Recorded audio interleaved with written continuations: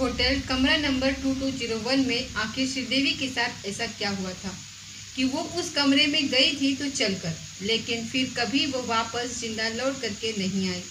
मोहित मारवा की शादी में जिन लोगों ने श्रीदेवी को हंसता नाचता हुआ देखा था, उन्होंने जब इस खबर को सुना तो उन्हें एक जबरदस्त झटका लगा। आखिर इस पूरे इंसिडेंट में मौनी कपूर का क्या रोल था?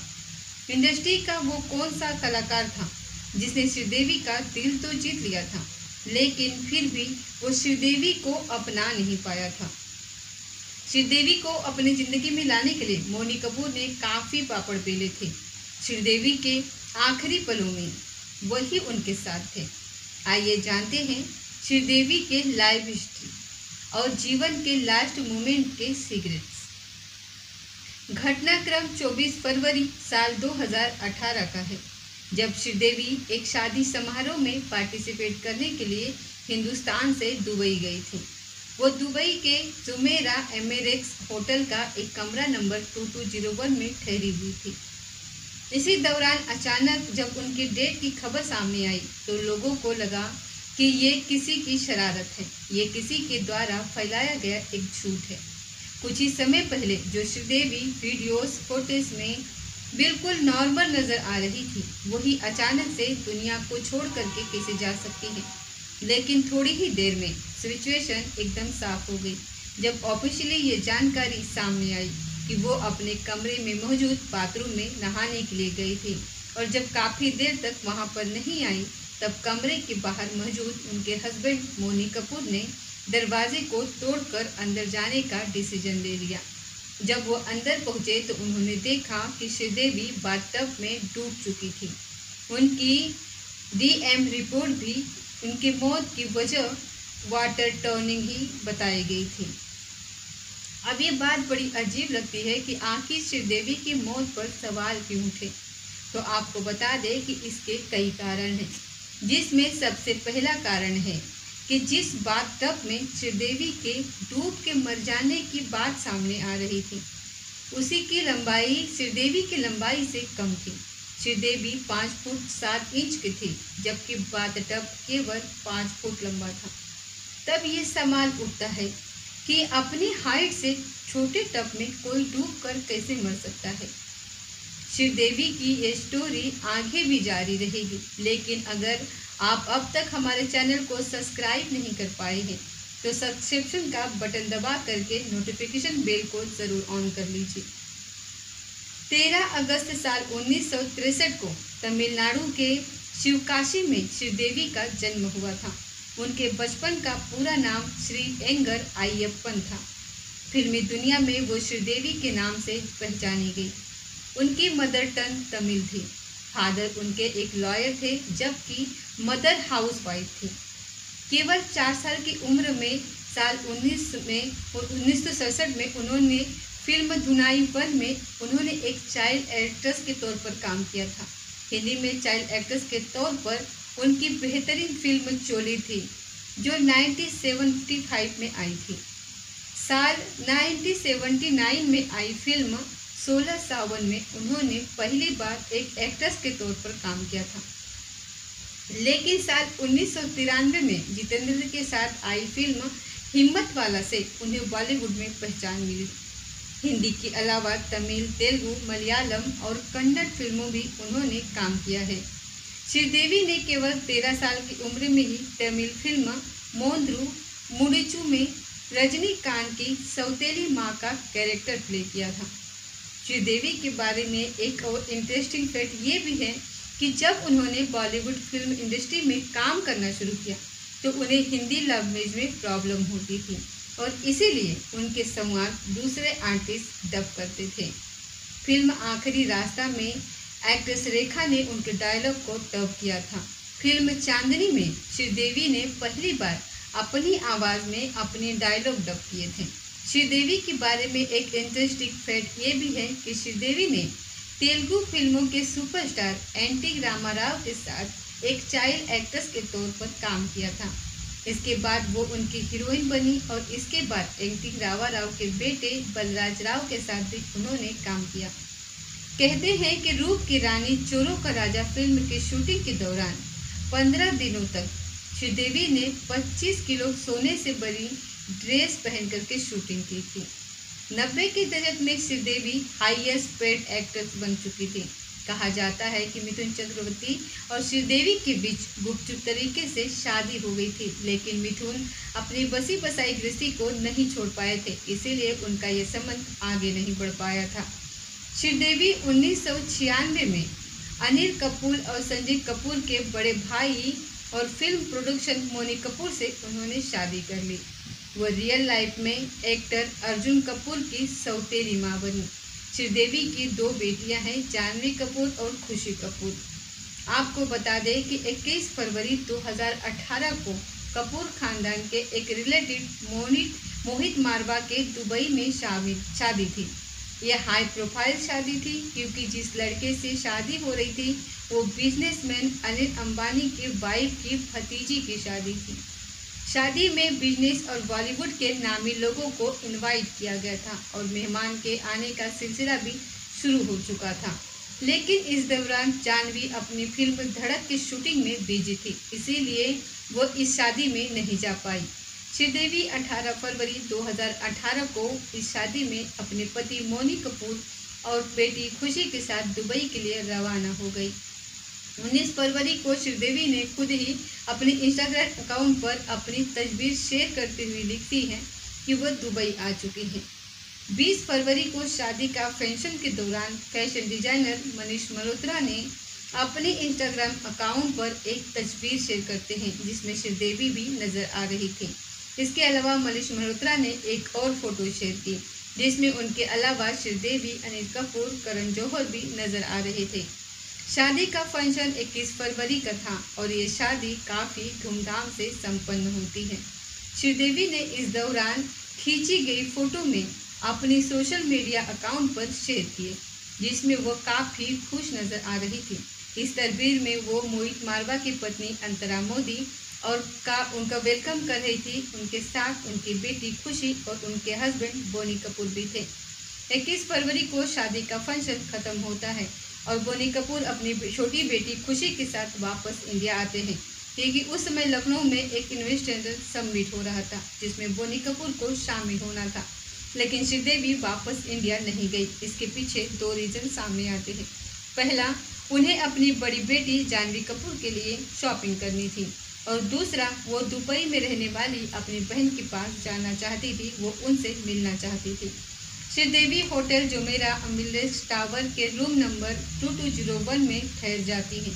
इधर बोनी कपूर 22 फरवरी 2018 को लखनऊ के इन्वेस्टर समिट में पार्टिसिपेट करते हैं और उसके बाद 23 फरवरी को उनके एक दोस्त का जन्मदिन होता है जिसके बर्थडे पार्टी में भी वो नजर आते हैं। 24 फरवरी को श्रीदेवी और बोनी कपूर के बीच बातचीत होती है जिसमें श्रीदेवी बोनी कपूर से कहती हैं कि वो उन्हें मिस कर रही हैं। इसके बाद कुछ देर तक बातचीत होती है और फिर फोन डिस्कनेक्ट हो जाता है। अपनी पत्नी की बात सुनकर बोनी कपूर के मन में एक ख्याल आता है कि क्यों ना उसे एक सरप्राइज दिया जाए। दुबई में रुकने के बाद श्रीदेवी अगले 48 घंटे तक अपने कमरे से बाहर नहीं निकल पाती, ना तो शॉपिंग पर जाती हैं और ना ही अपनी बहन से मिलने जाती हैं। यहाँ से कहानी में ट्विस्ट आता है। फाइनली 2 तरीके की बातें सामने आती हैं। पहली बात, कहा गया कि अचानक शाम लगभग 6:20 पर श्रीदेवी की कमरे की कॉल बेल बजती है। श्रीदेवी ने जब दरवाज़ा खोला तो सामने उनके हस्बैंड बोनी कपूर खड़े थे। ये उनके लिए वाकई ही सरप्राइज था। इसके बाद दोनों रूम में आए और बाहर जाकर डिनर करने की प्लानिंग करने लगे। टीवी पर भारत और साउथ अफ्रीका का मैच चल रहा था। बोनी कपूर मैच भी देख रहे थे और श्रीदेवी से बात भी कर रहे थे। इस बीच श्रीदेवी ने कहा कि डिनर के लिए निकलने से पहले वो फ्रेश होना चाहती हैं, इसलिए वो बाथरूम में जा रही हैं। बोनी कपूर कमरे में बैठ करके टीवी देखते रहे। शाम के 7 बजे वो बाथरूम में नहाने चली गई। लगभग 20 मिनट हो गए। जब वो वापस नहीं आई तो उन्होंने श्रीदेवी को आवाज़ दी, मगर वहाँ से कोई जवाब नहीं आया और उन्होंने कई बार आवाज़ दी। इसके बाद दरवाजे पर जा कर के नॉक भी किया, लेकिन बाथरूम का दरवाज़ा नहीं खुला, जिसके बाद बोनी कपूर को थोड़ा टेंशन आ गई और उन्होंने दरवाजे को ज़बरदस्ती खोल दिया। अंदर जाकर के देखा तो श्रीदेवी नजर नहीं आ रही थी, लेकिन जब वो बाथटब की तरफ गए तो उनके होश उड़ गए, क्योंकि श्रीदेवी बाथटब में ऊपर तक पानी भरा हुआ था और श्रीदेवी इसी पानी में पेट के बल डूबी हुई थी।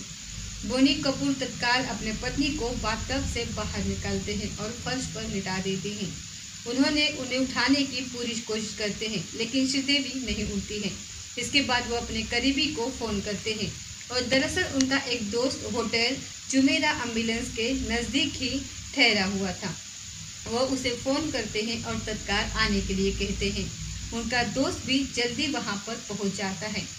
इसके बाद दोनों होटल के इमरजेंसी डिपार्टमेंट को इन्फॉर्म करते हैं। इमरजेंसी हेल्प आती है, डॉक्टर आते हैं और डॉक्टर चेक करते हैं, लेकिन वो समझ जाते हैं कि अब तक श्रीदेवी की सांसें नहीं चल रही थी। उन्हें तत्काल अल रशीदी हॉस्पिटल में ले जाया जाता है, जहां पर डॉक्टर उन्हें मृत घोषित कर देते हैं। लगभग 9 बजे दुबई पुलिस भी वहां पर पहुंच जाती है। इसके बाद आगे पुलिस की कार्रवाई शुरू हो जाती है। श्रीदेवी की मौत को लेकर के एक दूसरी बात सामने आई है, वो होटल के स्टाफ के हवाले से कही गई है। इस मामले में होटल के स्टाफ का कहना था कि श्रीदेवी ने 24 फरवरी 2018 को रूम सर्विस में फ़ोन किया था और 1 गिलास पीने का पानी मांगा था। थोड़ी देर बाद रूम का सर्विस स्टाफ पानी लेकर के कमरा नंबर 220 में आ जाता है। दरवाजे को काफ़ी नॉक किया गया, लेकिन दरवाज़ा भीतर से नहीं खुला। आगे की कोई भी कार्रवाई करने से पहले स्टाफ ने अपने सीनियर को इन्फॉर्म किया। सभी लोग आए और उन्होंने भी काफ़ी आवाज़ें लगाई, दरवाजे को नॉक किया, लेकिन दरवाज़ा भीतर से नहीं खुला। इसके बाद स्टाफ ने दरवाजे को खोलने के लिए मास्टर की का यूज़ किया। मास्टर की के जरिए दरवाज़ा खुल गया और जब सभी लोग अंदर गए तो होटल के रूम में श्रीदेवी नहीं मिली, लेकिन उसके साथ अटैच बाथरूम का दरवाज़ा खुला था। जब वो अंदर गए तो श्रीदेवी बहुत ही गंभीर स्थिति में थी, वहाँ पर पड़ी हुई थी।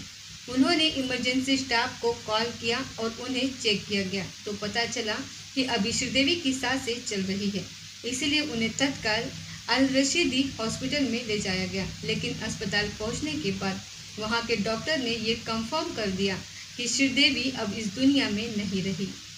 बाथरूम में जाने के बाद श्रीदेवी के साथ क्या हुआ था और वह कैसे गंभीर स्थिति तक पहुंच गई, इसके बारे में तो कोई कुछ नहीं कह रहा।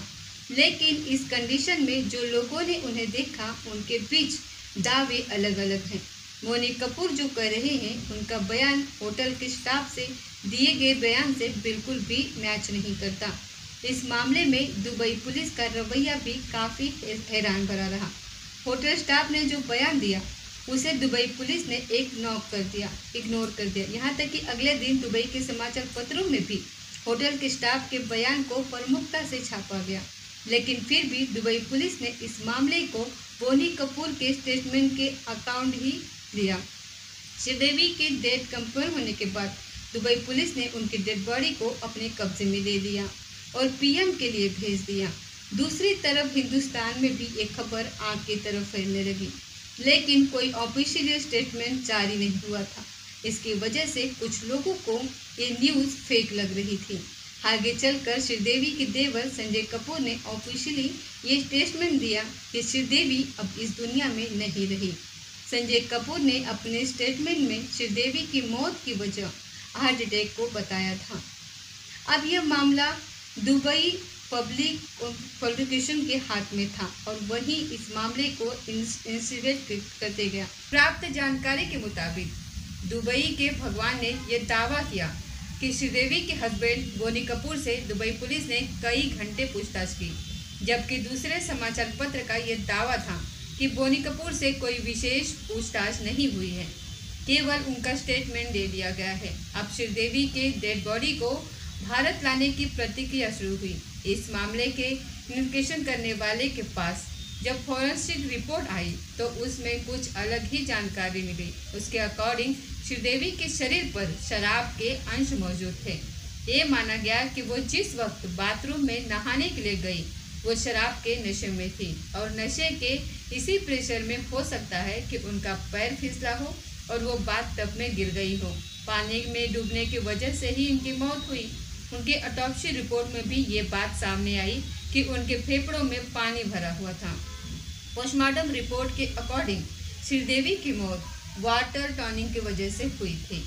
हालांकि पुलिस इस डायरेक्शन से भी इन्वेस्टिगेशन कर रही थी कि कहीं श्रीदेवी को जहर देकर तो नहीं मारा गया। हालांकि उनके शरीर में पॉइजन के कोई भी सिम्टम्स नहीं पाए गए। फाइनली दुबई पुलिस ने 27 फरवरी को इस मामले को क्लोज कर दिया और अब श्रीदेवी की डेड बॉडी की भारत आने की प्रक्रिया शुरू होती है। लेकिन जिस रफ्तार से उनके बॉडी को भारत लाने की प्रक्रिया चल रही थी, उससे उनके भारत आने में काफ़ी समय लग सकता था। बोनी कपूर चाहते थे कि जल्द से जल्द श्रीदेवी की बॉडी को भारत लाया जा सके ताकि उनका अफीमल कराया जाए। दुबई में अनिल अंबानी और उनके जान पहचान वाले लोगों ने पूरा जोर लगा दिया था, मगर पूरे दुबई गवर्नमेंट में अपनी रफ्तार से ही प्रतिक्रिया चलती है।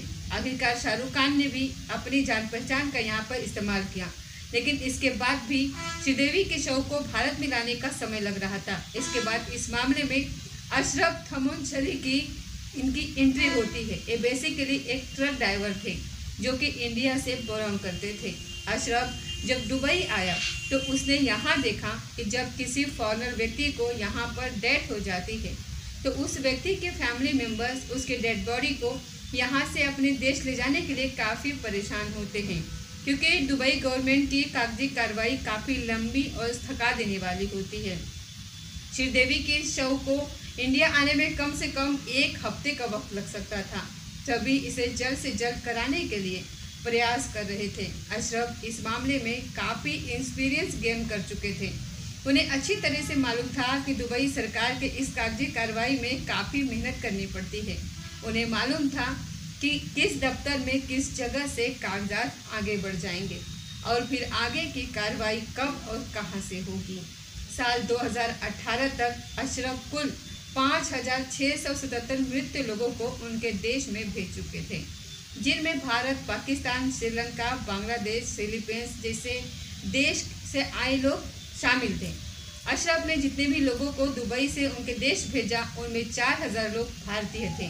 अशरफ ने केवल कुछ घंटे में ही सारे पेपर क्लियर करवा दिए और 27 फरवरी के रात श्रीदेवी की डेड बॉडी भारत आने का रास्ता क्लियर हो चुका था। फाइनली श्रीदेवी की डेड बॉडी भारत आ गई।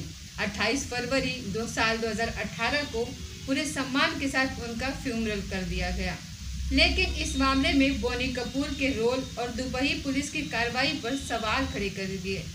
बोनी कपूर के लिए कहा गया कि जब उन्होंने श्रीदेवी को बाथटब में डूबे हुए देखा तो सीधे मेडिकल इमरजेंसी को कॉल करना चाहिए था, लेकिन उन्होंने पहले अपने दोस्त को कॉल किया।